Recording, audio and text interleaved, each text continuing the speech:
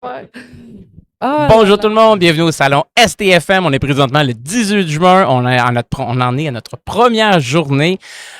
On fait un podcast avec Véronique Maheu de Polycontrol Technologies. On va parler de développement durable, de nouvelles technologies. On va parler d'un monde meilleur et de remise à neuf d'une manière totalement différente. C'est très possible que chez les manufacturiers, il y a plein de trucs que vous mettez dans le dépotoir, que vous mettez aux poubelles. Bien, vous pouvez peut-être remettre des choses à neuf. On écoute ça.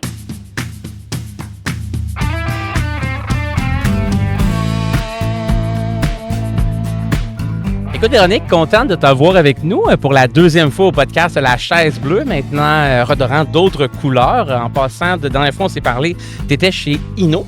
Oui. On en a appris énormément sur les différents spectres de la lumière. Puis depuis ce temps-là, j'ai eu l'opportunité de participer au sommet de la lumière, justement. Puis j'ai pensé à toi, puis je me suis dit, crime, j'en connais un peu plus en arrivant là-bas que si je n'avais pas connu Véronique en amont.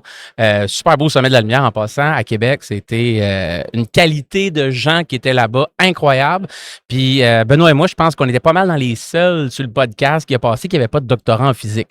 Fait que c'était quand même capoté là, comme événement. C'était un très beau crowd. Je En tiens à le dire. contrepartie, vous avez beaucoup d'humour.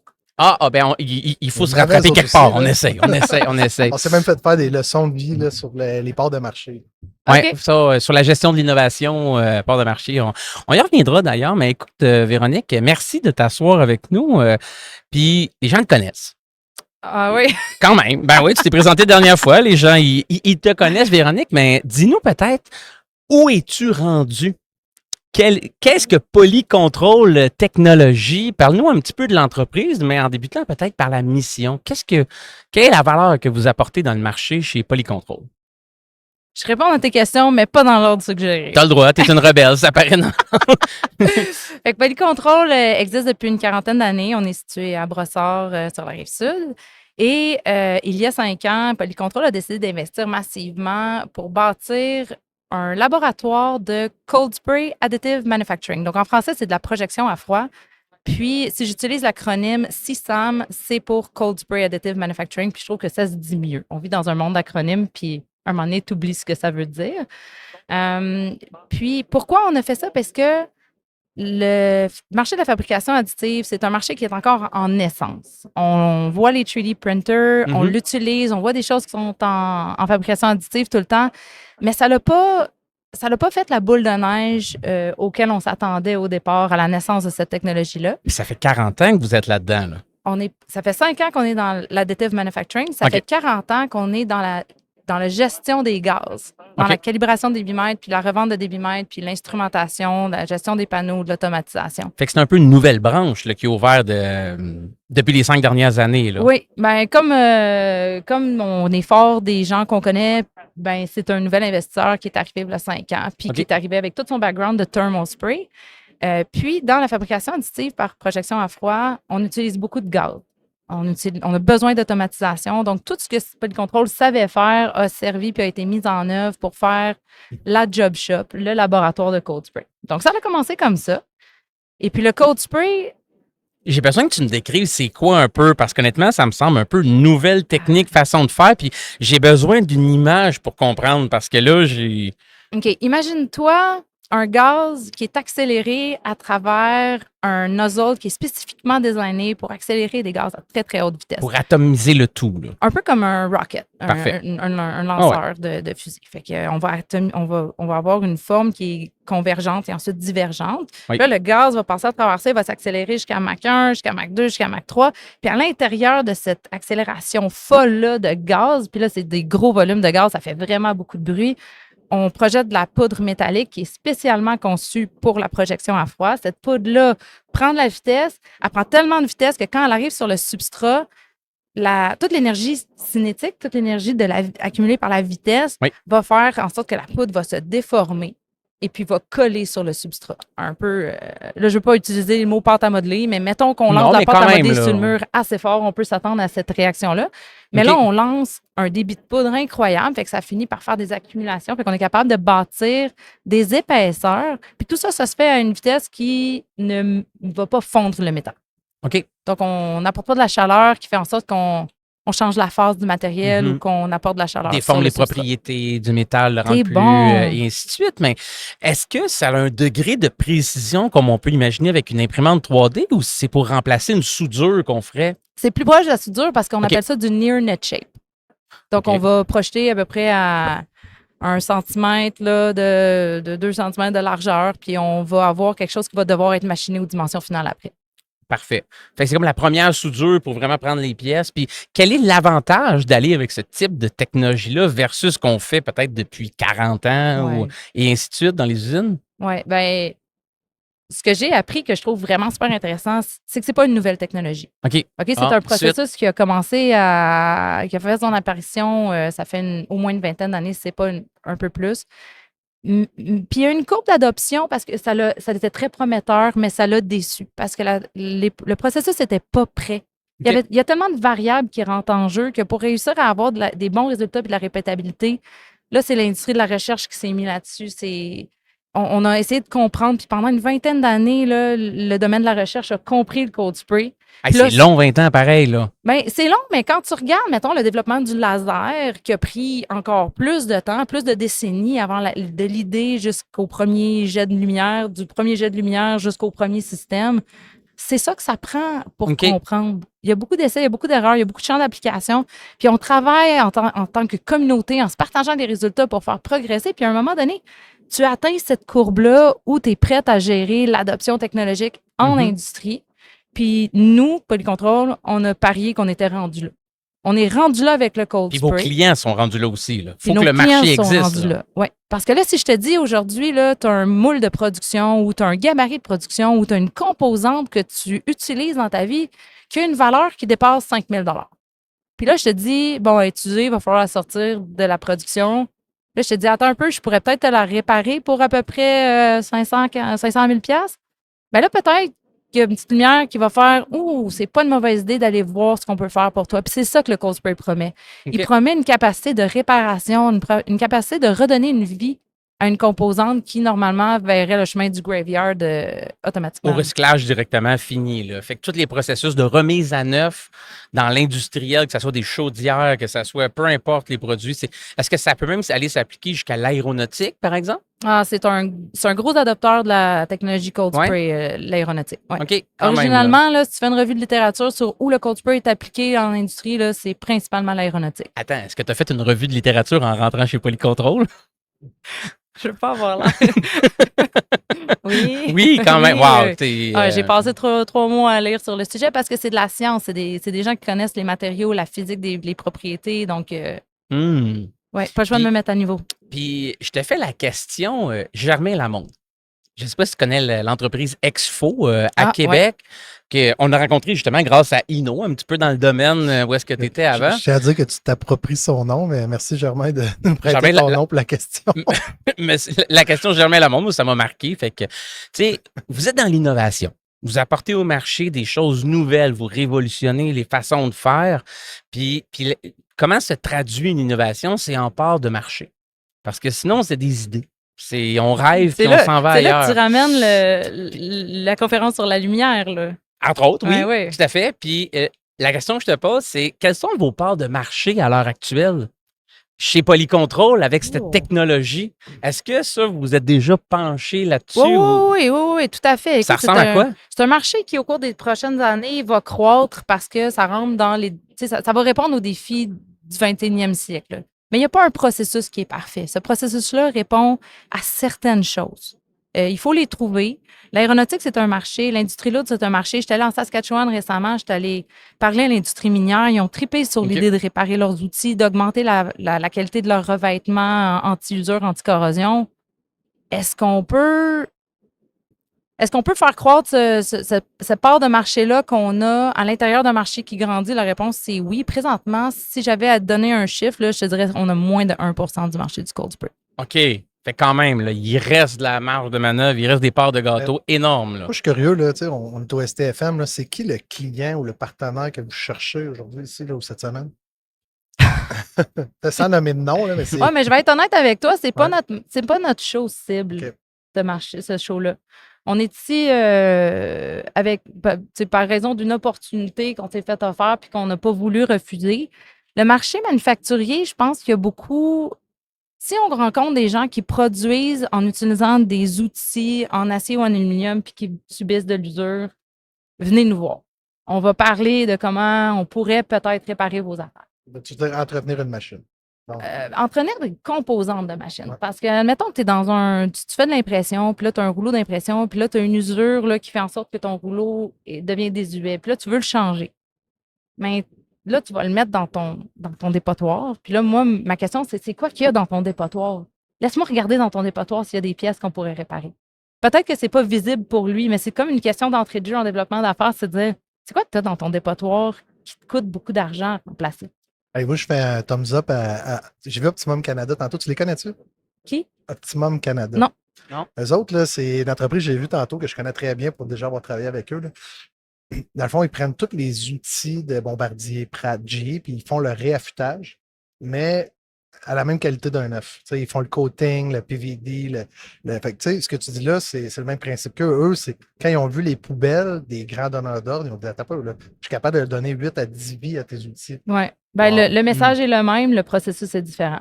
Donc, on va être complémentaire à certaines choses qu'il fait, puis c'est une bonne chose qu'on leur parle parce que peut-être qu'on peut redimensionner des pièces que là, pour l'instant, eux autres, ils ne savent pas trop comment faire. Ou valoriser d'autres objets dans les, entre guillemets, dépotoirs des clients qui pourraient être remis à neuf. On voit beaucoup tu sais, dans les usines de granulation plastique, des gros rouleaux là, tu sais, qui viennent comme. C'est ça, à un moment donné, ils appellent ça faut que tu les rectifies. Tu sais. À un moment donné, tu ne peux plus le rectifier parce que justement, il y a une place qui a une coche. Ça pourrait être une solution. Là. Ça peut être une solution. Puis, vers la fin de l'année, on investit dans un autre processus qui est un peu plus connu qui s'appelle le WAM. C'est comme la soudure à froid. Donc, c'est le plus froid des processus de soudure.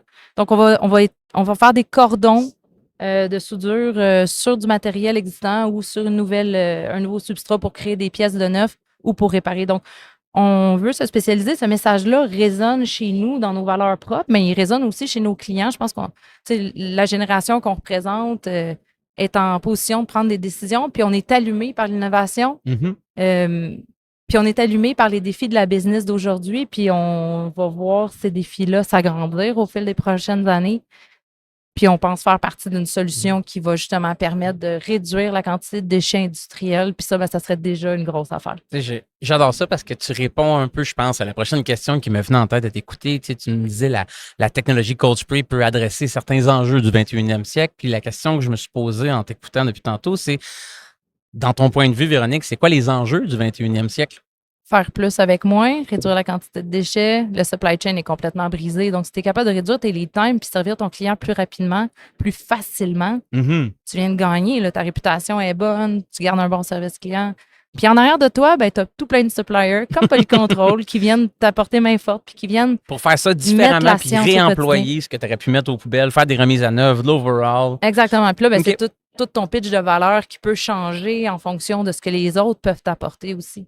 Puis ces technologies-là, par curiosité, pour remettre à neuf des fois des outils, est-ce qu'on peut se déplacer avec la tech sur le chantier dans la mine ou il faut tout ramener en usine, environnement contrôlé, super aseptisé ou on peut quand même, apporter la technologie du Cold Spray? C'est une super bonne question. La réponse, c'est on peut l'apporter. Ça s'appelle Point of Need. On apporte la technologie au Point of Need. On va peut-être containeriser une solution. On va peut-être développer une solution qui est plus portative à main. Okay. Mais nous, l'investissement qu'on a décidé de faire, c'est des laboratoires de développement. On veut être capable de prendre des pièces de toute taille, de tout poids, et puis d'être capable de les faire de manière répétable. Donc, chez nous, tout est robotisé. C'est state of the art.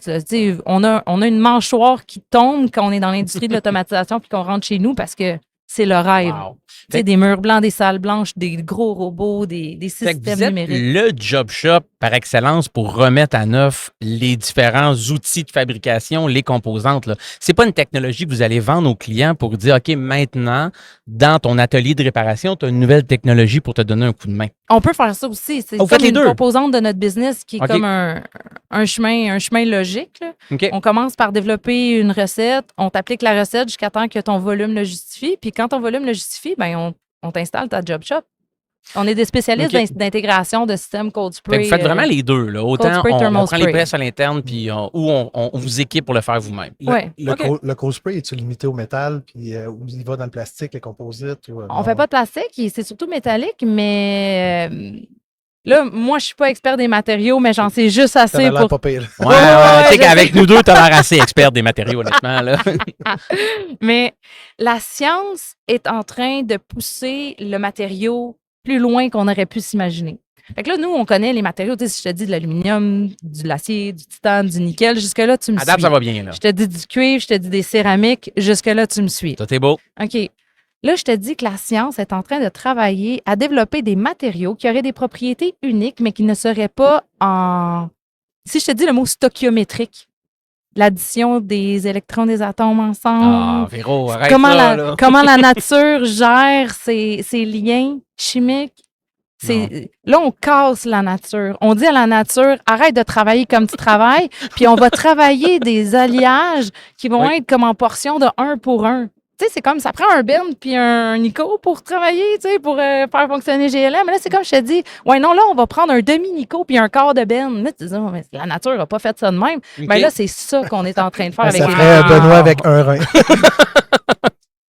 C'est parce que j'ai donné un rang à mon père l'été passé. C'est pour ça qu'il dit C'est ça. vrai, Ouais, c'est ouais, vrai, je ouais. me rappelle Ok. de cet épisode-là. Fait que là, vous cassez la nature. dans Ben, le pas fond. nous, mais le cold spray la m'a permis... science, l'évolution de la science. là, Ah ouais, ça, mais ça moi, va- ça ça me va me dérange, rester en tête. Là. ça s'appelle des high entropy alloys, fait que des alliages à très haute énergie parce que c'est ce que ça prend pour les créer.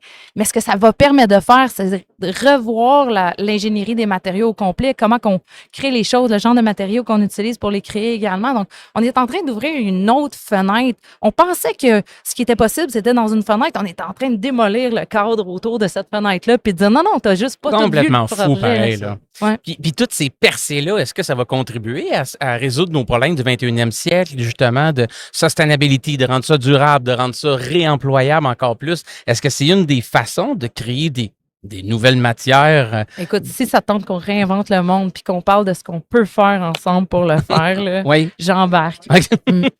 Je peux te dire, le cold spray, polycontrol, le sustainability, ça fait partie de notre core, puis on fait dans tous les nos valeurs de choix l'entreprise, technologiques en fonction de tout. Oui, ça fait partie des valeurs de l'entreprise. OK.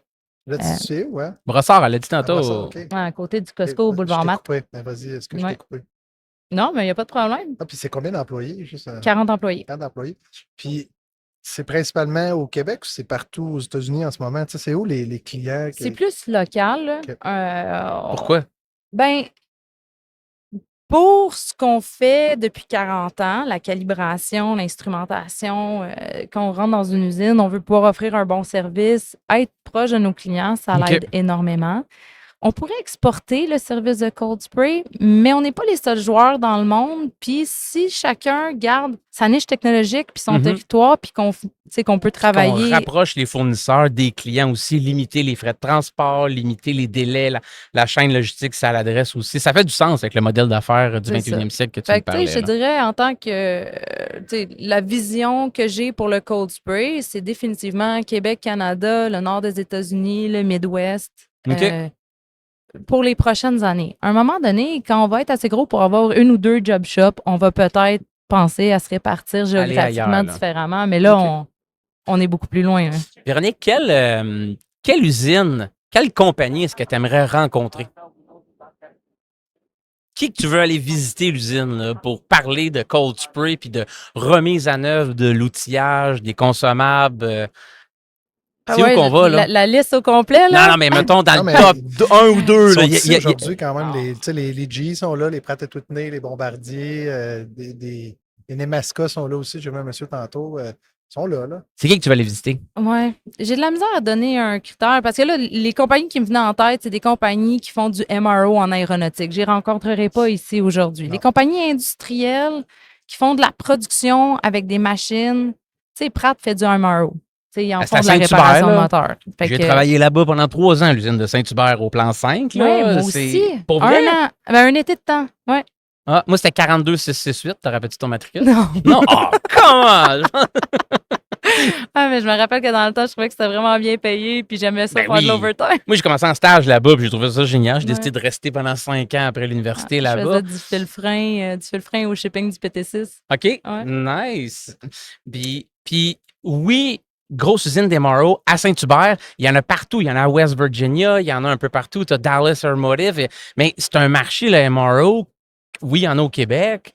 Mais il faut que tu ailles ailleurs quasiment là, pour avoir le volume. Le gros du marché est aux États-Unis. Fait que si tu me dis quelle compagnie tu rêves de rencontrer, je te nommerai pas d'entreprise ici, mais c'est pas parce que je tiens pas à rencontrer des entreprises ici, mais je te dirais, tu sais, les Delta Tech Ops de ce monde, les United Airlines de ce monde, les Lufthansa OK. Techniques, tu sais, c'est les grosses compagnies shops aériennes qui qui font travaillent le pour les propre maintenant. airlines. Ouais. Ouais. Parce que le airline, c'est le donneur d'ordre. Puis le MRO, la shop de MRO, elle va faire les réparations que le donneur d'ordre du monde. Puis c'est ça, il faut la chaîne de décision pour intégrer une nouvelle technologie comme le cold spray dans le processus aussi conservateur Oh my que God, que l'aéronautique. l'aéronautique, là, ça peut être long. ça peut être là. long. C'est Fait un travail de longue haleine là, quand Ouais. même. Là. Ouais. OK. Ah, ben j'adore ça. Écoute, chez Polycontrol, je t'ai déjà posé la question dans un autre contexte, mais je te la repose. Si, en marchant tout bonnement, en sortant du Palais des Congrès, on va prendre une marche à peu près à 42 degrés Celsius aujourd'hui, puis en se promenant, on trouve une baguette magique. Puis là, j'étais un gars généreux, fait que je me dis, Colin, Ben, je t'adonne la baguette. Moi, je suis ben trop généreux. Là. Tu vois, je check le monde passer, je suis déjà parti. Je te la donne. Parce que moi, je suis trop généreux, moi aussi, je la donne. Je la prends. Si on veut savoir, à l'intérieur de Polycontrol ou chez les clients ou dans les industries que tu rencontres, qu'est-ce que tu changes d'un coup de baguette magique, là? Puis peu importe les émotions des gens, le temps, l'argent, on fait fi de tout, là. Qu'est-ce qu'on change? Boum! Demain matin, dans l'industrie du cold spray. Je transforme tout le monde en climato-anxieux. OK? Ouais. C'est... Ça crée un climat d'urgence. Puis là, tout le monde réagit à qu'est-ce que je peux faire différemment. Parce que pour apporter du changement en industrie, ça prend un sentiment d'urgence. Puis j'ai l'impression que les gens ne le sentent pas assez, ce sentiment-là. Fait qu'il y a des entreprises qui ont des cultures innovantes. Là, pour en nommer quelques-unes, pour avoir travaillé dans le passé, là, je veux pas les nommer parce qu'il y a des affaires qui sont confidentielles. Puis là, je suis comme, j'ai-tu le droit de les nommer? Finalement, ils sont pas si innovantes que Non, ça. non. Il y a des entreprises qui ont des cultures innovantes puis que ça part du top puis que ça descend. Ouais. Je vais nommer GLM, par exemple. Culture d'innovation qui est dans votre ADN. Vous faites tout différemment. Il n'y a rien que vous faites comme les autres. Puis c'est important de pouvoir se démarquer. Quand tu fais les choses comme tout le monde, tu te démarques pas. Non. Fait que je parlais à Caroline, ma VP marketing, puis je parlais justement de GLM, puis comment je l'ai rencontré. Je dis, ben, moi, j'aime quand quelqu'un se démarque en créant un dent dans l'image globale que le marché présente. Ouais. Fait que, ça, c'est important. T'as-tu remarqué que c'est GLM nulle part? Ouais, C'est la chaise GLM. bleue, chaise bleue. Là. Ouais, mais la caméra est par là. Ouais, t'as raison. C'est épouvantable, hein? C'est pas épouvantable. En fait, tu sais, GLM a une vie. La communauté, c'est la communauté. Je pense qu'on est un partenaire de la communauté, mais le rêve de la chaise bleue, là, c'est déjà en train de se réaliser, c'est qu'on va avoir un opérateur de la chaise bleue en France. Il est à Mulhouse en ce moment. À Strasbourg, excuse. On exporte le concept. Vous êtes en train de vous On a internationaliser. même eu un PSCE pour exporter la chaise bleue. Ben voyons Oui, donc. madame. Ouais, le programme a fermé avant que j'aie eu le temps de. Mais tu vois, Très fort. mais là. le pire, c'est qu'on a. Vous aviez le questionnaire en avance ou vous aviez rempli l'année prochaine? Tu regardes les dates de show, il y en a une qui est à Mulhouse, je pense, là, en novembre ou en décembre, dans le bas. Là. Toi, tu dis Mulhouse, mais moi, j'aurais dit Mulhouse. Ben, c'est Mulhouse. En Mulhouse. France. C'est en France. Ah, ben oui. En tout cas, au hockey, on disait on va jouer au hockey à Mulhouse. Mais. Tu veux-tu vraiment rentrer là-dedans? Chamonix ou Chamonix? Ouais, C'est vraiment Chamonix. On est allé à Chamonix faire des podcasts aussi Ben, cette année, voilà. puis Mais tout ça pour dire, c'est réellement, Inquiète-toi pas, en oui. novembre, ça va être la première fois que ça s'appelle Solution, qui n'est pas GLM, qui va opérer la chaise bleue en France. Ben, félicitations. On a enregistré la marque en France aussi, en Afrique. C'est fait. c'est la grande francophonie La grande là, pour l'instant. francophonie. Puis après ça, on prendra le rest Moi, of je veux le Canada, une Ouais. province à la fois. Faut vous le tenir jusqu'à la fin, voulez-vous qu'on arrête? Ouais, pour elle, I got your back, le Véro, là, je le tiens. OK, c'est fait que correct, je peux là. faire ce que je veux avec Tu fais mes ce mains. que tu veux avec Ouais. tes mains. OK, moi, mon défi aujourd'hui, là, vas-y. tu disais qui t'allais rencontrer. Moi, je vais te mettre en contact avec Optimum parce que c'est déjà quelqu'un qui fouille dans les poubelles des clients OK, pour parfait. créer de la valeur puis de ramener. Remettre à même- neuf. Moi, tu remettre le à sais que neuf. j'aime ça me faire des nouveaux amis. Je vais te le faire présenter, plaisir. puis c'est un allumé là, rare, Rick Péloquin. Je te mets en contact avec lui tantôt. OK, c'est bon. C'est bon. Mais je pense que c'est ça. Si on crée un changement puis qu'on amène les gens à avoir un sentiment d'urgence sur l'importance de faire les choses différemment, on va se bouger. On va se bouger. Puis la dernière fois qu'on s'était parlé, tu m'avais dit, tu sais, c'est quoi les lectures que tu as faites qui sont... Oui. Vincent, comment il s'appelle? Vincent Gratton a fait une série de 6 épisodes. Vincent Gratton, sur le gars à Maurice, télé, ça? là, dans le temps. Chambre en ville, ouais. Oui, c'est ça. Ouais. Ouais, OK. Fait que là, il est rendu plus vieux. Puis c'est un climato-anxieux.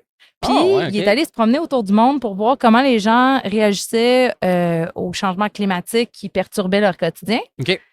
Puis, il y a un épisode sur Israël. Puis, si vous avez fait un peu de commerce international, Israël revient comme quand même un leader innovant. Il investit beaucoup en technologie, puis il y a La énormément santé, de surtout, PME. Ouais. Technologie de la santé. Puis, cet épisode-là, ça s'appelle Climat d'urgence sur Israël, m'a beaucoup allumé. Puis, je pense qu'on a beaucoup à apprendre sur le sentiment d'urgence qui les habite versus le nôtre. Le nôtre, pays d'eau, pays...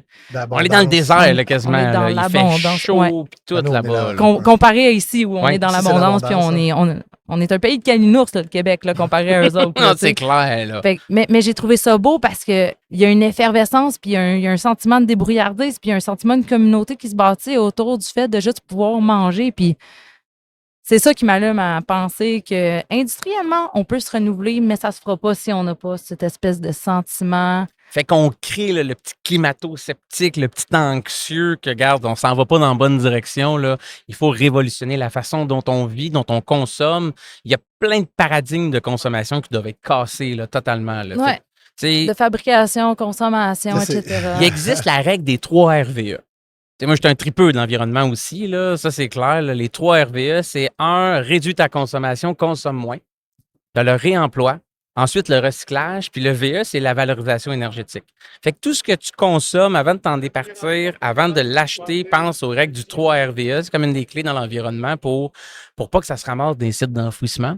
Puis qu'on on encourage depuis 30-40 ans la Chine à nous envoyer plein de stocks qui finissent dans les sites d'enfouissement puis que ça consomme pour aller chercher un bonheur qui est totalement illusoire puis qui se trouve pas là-dedans dans la super consommation. Fait que moi, ça me fait chaud au cœur de voir que des gens comme toi travaillent pour changer ces paradigmes-là de la société. Je trouve ça beau. Ouais. Honnêtement, Véronique, là, lâche pas là-dedans. Moi, ça, je trouve ça, ça n'en prend. Conscient, on reparlera éventuellement off du podcast de ce qu'on fait avec le centre de tri virtuel Réutilisons. Ah, ben ça en fait partie des choses dont j'ai parlé à ma VP Marketing. Ah, pour vrai? Ben, j'en avais déjà parlé. Là. Ça avance vraiment bien comme je projet. le vois aller sur LinkedIn. Vous êtes, en tout cas, j'entends plus parler de ça que de GLM. Encore une fois, les boys, placement de produits. On va aller placer GLM. Là. On va se prendre une VP Marketing ou quelqu'un au ventre pour aller nous placer ça. Ça, c'est sûr. Écoute, Véronique, ce que je retiens que tu nous dis, entre autres, c'est que l'écologie, ça rime avec économie. Fait que, tu sais, il y a moyen de penser vert puis d'y aller en économie. Quoi? Je fais ma synthèse, man. Mais ça va être bon. Là, moi, je m'en vais sur une lancée. Là. Tu sais, j'ai un filet de désert quasiment. Puis mon chum patine à côté. Pour être une sécurité au cas où. Je vais essayer de tasser mon micro. Il m'a lancé son bâton dans les patins. Là, j'ai la face dans la bande, puis je me dis, wow. Là, je t'aime de même, man. Je te changerai pas. Vas-y. Vas-y, écologie rime avec économie. Ouais. Non, mais tu sais. Ça peut rimer ensemble. Innovation rime avec passion. Aussi. Puis là, on peut se faire un rap. Ouais. Il m'a fait écouter Section d'assaut en France. Moi, j'ai trité. J'écoute encore, désolé, j'aime ça. Puis, tout ça pour dire que il faut qu'on travaille dans la conscience durable, sustainability, puis il y a de l'économie à faire. Ouais. C'est de la matérialisation de dollars quand on fait des trucs écologiques, ça vient ensemble. Puis c'est pas parce que ça coûte plus cher là au début une fois qu'il ne faut pas le faire parce que c'est rentable travailler dans une mentalité d'écologie puis de développement durable. Vous êtes là-dedans, je voulais juste te dire que je trouvais ça beau comme message. C'est un bel investissement que vous faites. Fait que je suis content de t'avoir revu, honnêtement, Véronique. J'espère te revoir au podcast La Chaise Bleue. C'est la même chose. C'est la même chose. C'est numéro 1. J'adore ça. Ben, un petit mot de la fin. Petit mot de la fin. Oh, ouais. Attends, mais si moi, je te redonne la baguette. Moi, si tu me donnes la baguette, moi, en fait, tu me donnes la baguette. Ben oui, ça va être nouveau d'aujourd'hui. En fait, faudrait que tu me donnes une coupe de vœux, mais je vais commencer avec ça là. Là, je fais partie de plein de comités manufacturiers, puis je nommerai pas aucune organisation, aucun nom au Québec, là, que ce soit dans des régions, que ce soit municipal, que ce soit dans des fédérations et tout. Je trouve ça vraiment triste de voir que les leaders de ces comités-là sont des présidents, des distributeurs, tu sais, les gens, présentement, qui prennent des décisions pour le développement durable et tout, c'est des importateurs de production, tu sais. Fait que toute la filière, sans nommer de nom et tout, on se rend compte que le développement économique ici, qui est sur une image éco-responsable, développement durable, chaîne d'approvisionnement et tout, ben moi, je changerais ça. Tu sais, j'aimerais ça mettre des Canadiens ou même des Américains, mais qui vivent dans notre tu sais, que ça soit fabriqué ici. Là.